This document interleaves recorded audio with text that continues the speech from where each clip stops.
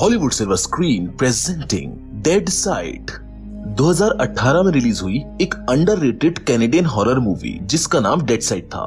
Movie की शुरुआत में हम देखते हैं कि कुछ डॉक्टर्स मिलकर एक पेशेंट की आंखों में दवाई डालकर उसकी आंखों को कवर कर देते हैं, क्योंकि इस पेशेंट को बेहोश करके दूसरे हॉस्पिटल में शिफ्ट किया जा रहा है। लेकिन जब इसे होश आता है तो वो खुद को एक एम्बुलेंस में पाता है। एम्बुलेंस में उसके अलावा कोई भी नहीं है और जिस एम्बुलेंस में उसको ले जाया जा रहा था वो सड़क के बीचों बीच खड़ी है।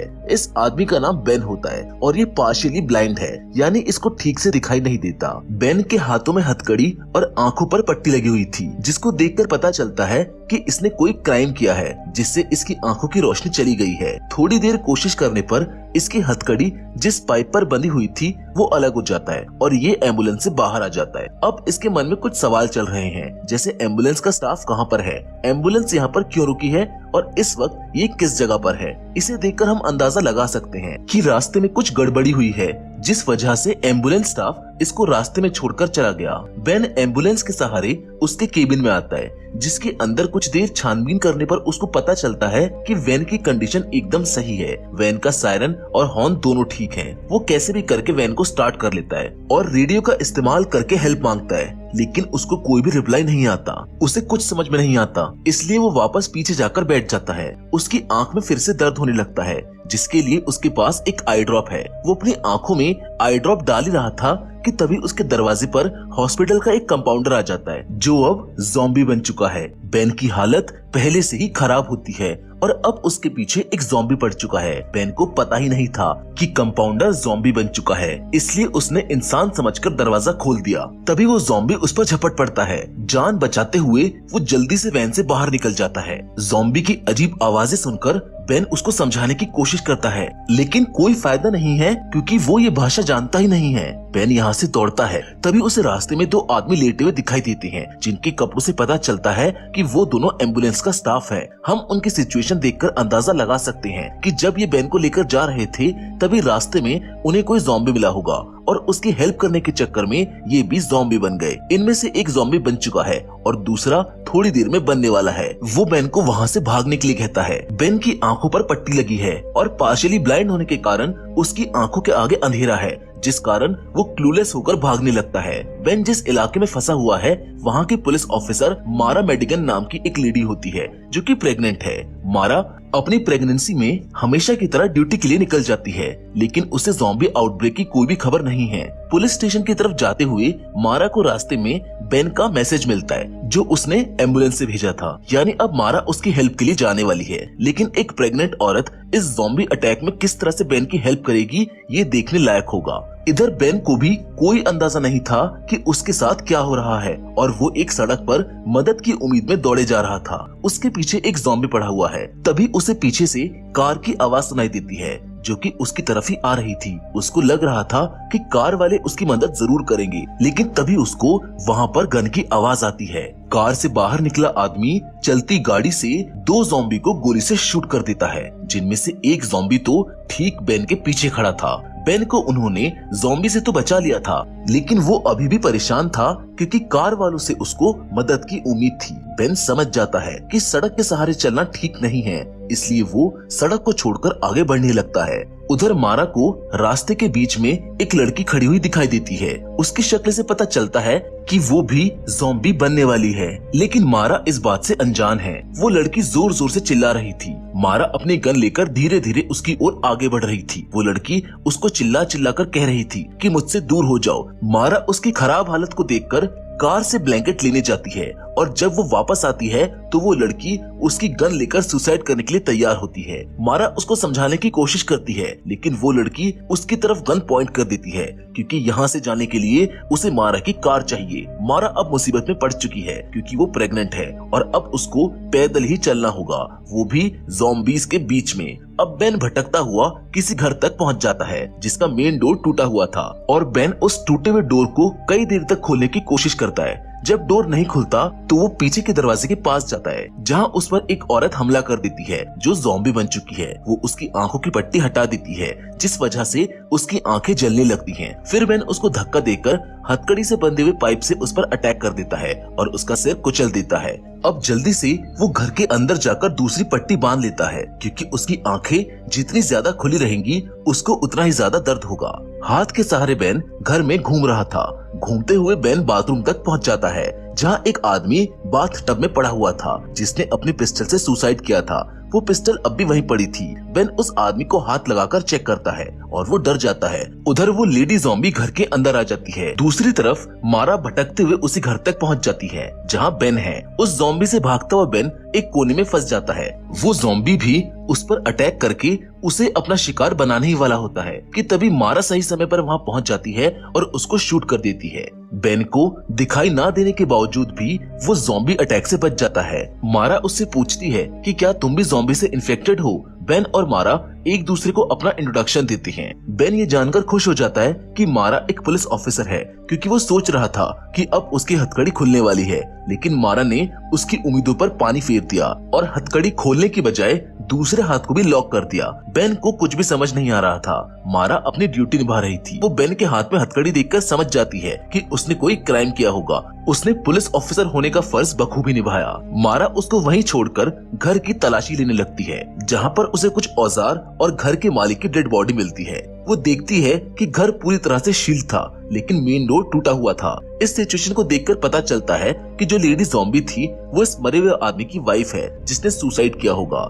जिसके बाद वो ज़ॉम्बी बन गई। उस आदमी ने अपनी वाइफ को मारने के बजाय खुद को ही मार दिया। मारा बालकनी से देखती है कि घर के बाहर एक इन्फेक्टेड आदमी यानी ज़ॉम्बी खड़ा है। वो उसकी मदद करने के बजाय घर के अंदर छुप जाती है। मारा बेन को बेसमेंट में ले आती है, क्योंकि ऊपर के मुकाबले बेसमेंट ज्यादा सेफ है। दोनों कुछ देर तक बातें करते हैं। बेन चाहता है कि मारा उसकी हथकड़ी खोल दे, लेकिन वो मना कर देती है। पर फिर भी बेन खुश है, क्योंकि इतनी देर अकेले ज़ॉम्बी से बचने के बाद उसे किसी का साथ मिल चुका है। मारा के चलने के तरीके और सांस लेने की आवाज से बेन को पता चल जाता है कि मारा प्रेग्नेंट है। बेन उस समय को याद करने लगा जब उसकी वाइफ प्रेग्नेंट थी। वो बिल्कुल मारा की तरह लंबी लंबी सांस लिया करती थी और थोड़ी थोड़ी देर में थककर कहीं बैठ जाती थी। बेन को एक बेटी पैदा हुई, जिसके बारे में बताते हुए वो बीच में ही रुक जाता है, क्योंकि अब उसको बचने की उम्मीद नजर नहीं आती। मारा उससे पूछती है कि तुम इस मुसीबत में कैसे फंसे। बेन के सब कुछ बताने पर मारा समझ गई कि रेडियो पर जो मैसेज आया था वो उसका ही था। मारा को उसकी बातों पर विश्वास होने लगता है, इसीलिए वो उसकी हथकड़ी खोल देती है।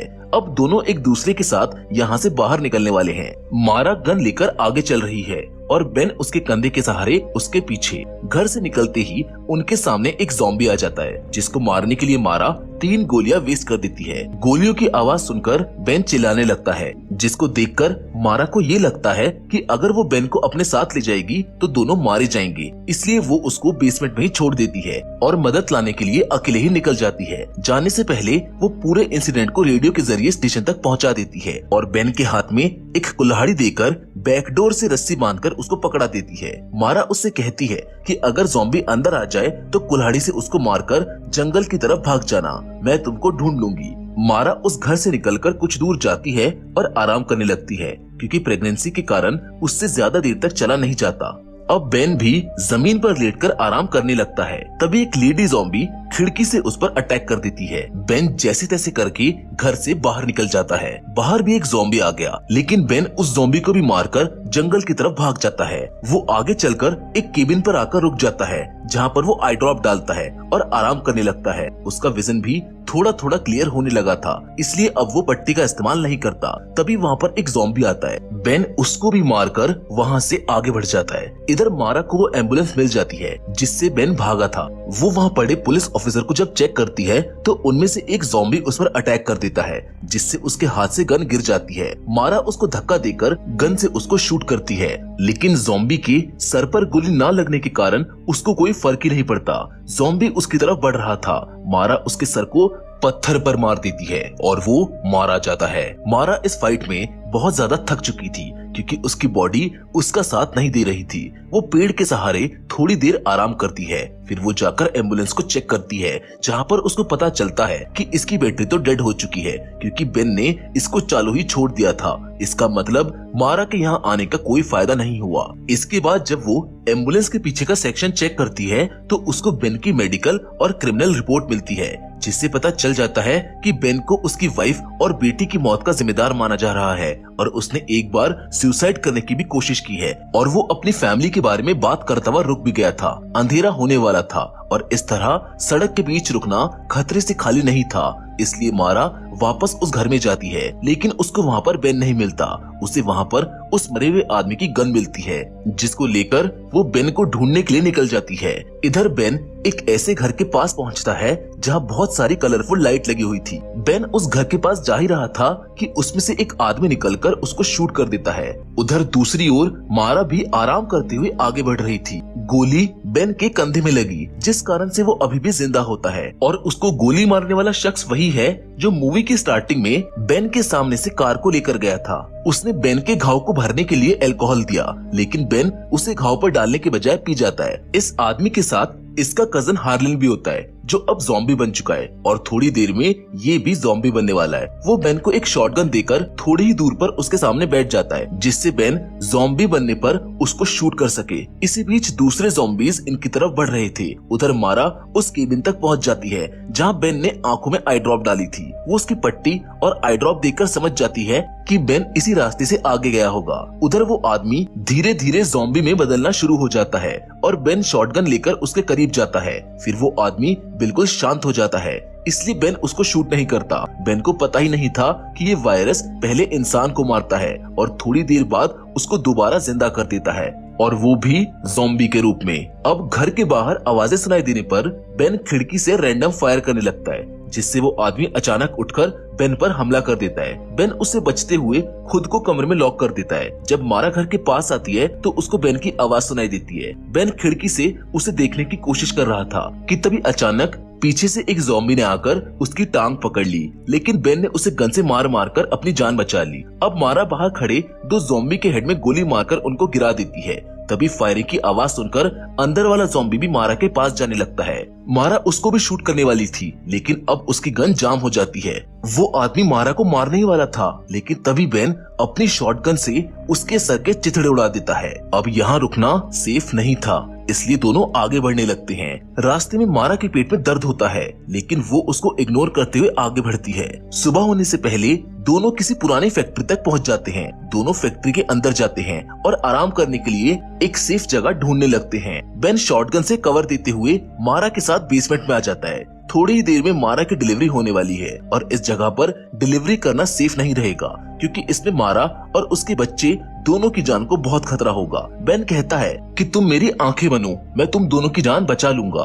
बेन हाथ में हथौड़ा लेकर मारा को हिम्मत देता हुआ आगे बढ़ता है। तभी रास्ते में एक ज़ॉम्बी पीछे से आकर बेन को काट लेता है। अब बेन मारा को यहाँ से भागने के लिए कहता है। मारा आगे जाकर थकान की वजह से एक कोने में बैठ जाती है, जहाँ पर एक ज़ॉम्बी आ जाता है। ज़ॉम्बी मारा को मारने वाला होता है कि तभी बेन हथौड़े से ज़ॉम्बी को मारकर मारा को बचा लेता है। बेन अभी जिंदा है क्योंकि उसके ज़ॉम्बी बनने में अभी कुछ समय बाकी है। वो शॉटगन रीलोड करता है और दोनों आगे बढ़ते हैं। उनके पीछे ढेर सारे ज़ॉम्बी पड़े हुए हैं। दरवाजे के पास पहुंचकर बेन मारा को बाहर निकाल देता है, लेकिन वो खुद ही अंदर रह जाता है और अंदर से दरवाजे को बंद कर देता है। आखिरकार मारा बाहर निकल जाती है और बेन शॉटगन से एक एक ज़ॉम्बी को मारते हुए अपने आखिरी समय के मजे ले रहा था। बेन काफी खुश था क्योंकि वो अपनी बीवी और बेटी की जान तो नहीं बचा पाया, लेकिन आज उसने मारा और उसके बच्चे की जान बचा ली थी। इधर मारा के पेट में दर्द शुरू हो जाता है और वो बेहोश होकर सड़क पर गिर जाती है। तभी वहाँ पर एक कार आती है, जिसमें से एक आदमी उतरकर मारा को कार में बैठा लेता है। उसकी डिलीवरी कार में हो जाती है। उधर बेन की जिंदगी खत्म होती है, जबकि इधर मारा एक बच्चे को जन्म देती है, जिसके साथ ये फिल्म यहाँ पर खत्म हो जाती है। हम उम्मीद करते हैं कि डेड साइड की कहानी आपको पसंद आई होगी। फिलहाल तो आज की वीडियो में बस इतना ही, लेकिन हम फिर से जरूर मिलेंगे और वो भी एक और नई इंटरेस्टिंग कहानी के साथ। लेकिन तब तक के लिए धन्यवाद।